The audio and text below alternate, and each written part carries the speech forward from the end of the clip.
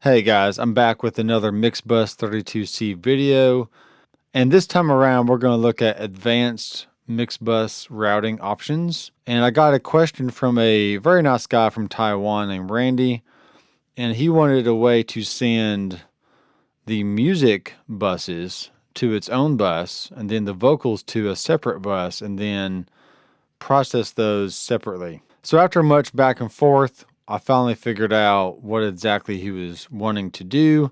And I was like, oh yeah, just use the new routing options that come in Mixbus version 6, and we can make that happen very easy.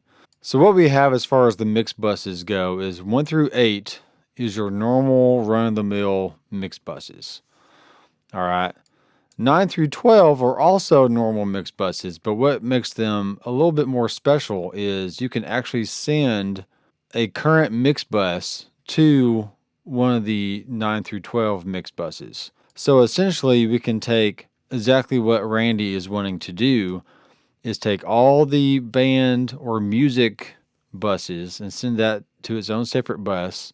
So therefore he can process those separately from the vocal buses and not have to apply the same plugins on every single music bus, but he can just do it all on one bus and be good to go. All right, so to set this up, we need to first take the buses out of the master because we don't want to send this bus to another bus and also the master at the same time. So uncheck all these masters right here, which I've already done, and we're simply going to click the bus that I've labeled band. That's going to include the drums, bass, guitar, keys, strings, and cymbals. Then I also have a vocal 1 bus that we can send the background vocals and vocals, or just the vocals, or just the background vocals, or whatever you want to do.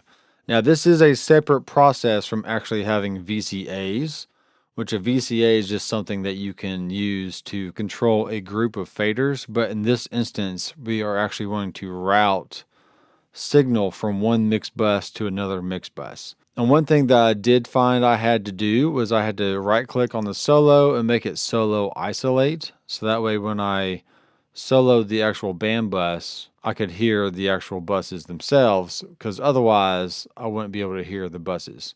I could go to spill and then solo the individual tracks, but that's just way too much. I don't want to do all that. Okay. So let me solo the band bus so we don't hear the vocals, because we're just going to concentrate on the actual band instruments right now. And let's go ahead and listen to what we have.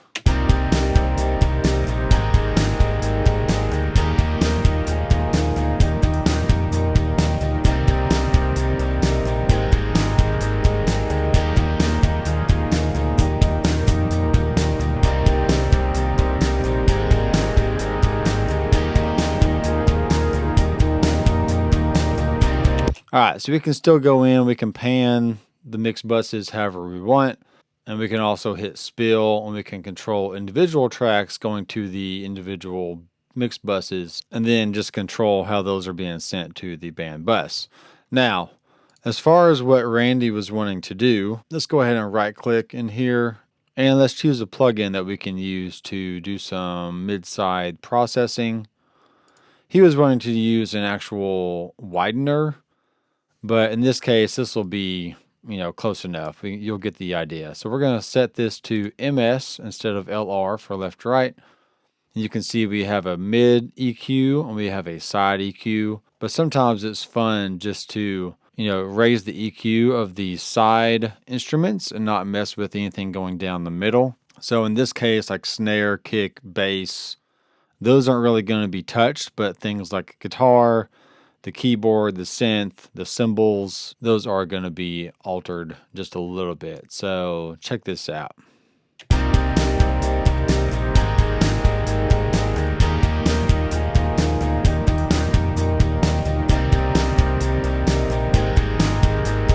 So we could darken it up, or we can make it brighter.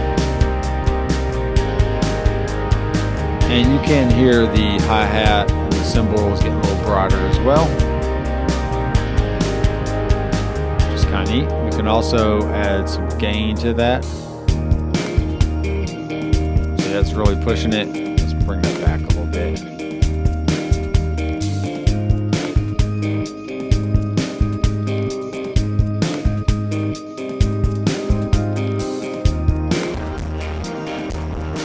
that's just the mid being pushed.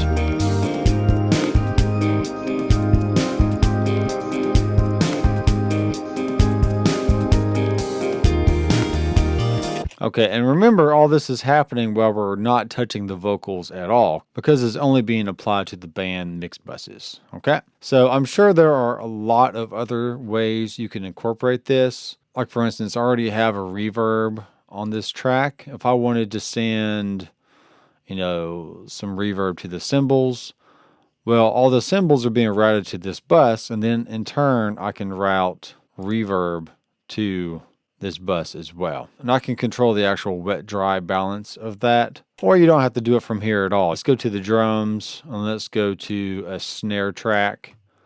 We can send the snare directly to the reverb itself. And I don't want to send all the drum tracks to the reverb because these are grouped. So I'm going to hold down Shift and hit the reverb, and then we can control the amount of reverb from there. So let's check that out.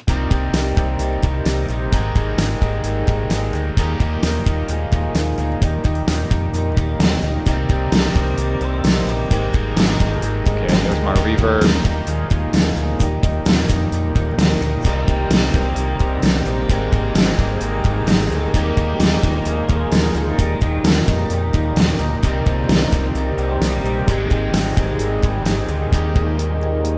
And notice I did have to put the reverb in solo isolate, so that way when I actually soloed it, I could hear what was being sent to it. Okay, so let's listen to that again from the verse.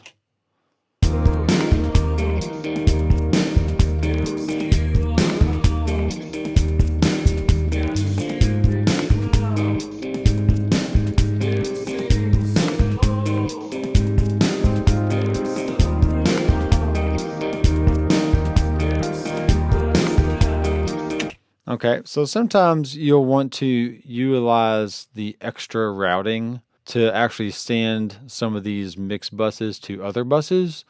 And other times, if you just need to send a simple reverb on a single track, you can just go to that one track, engage the reverb, and then send it from there. So I don't think you have to send a mix bus to a reverb directly. You can just do it directly from a track, okay? So that is just a few examples of some advanced routing options for the mix buses. And a big shout out to Randy in Taiwan and being patient with me trying to figure out the language barrier there and just trying to figure out exactly what he was trying to do. But he drew me a diagram, and once we got that figured out, I was like, oh yeah, just use the extra routing options in the mix buses and you'll be perfectly fine. Okay. So thanks guys for watching. I am Dr. Mcfarland, getting surgical with audio every day here on the channel. And please subscribe down below and click the bell icon so you'll be notified every time I release new content. And I will see you in the next video. Keep rocking.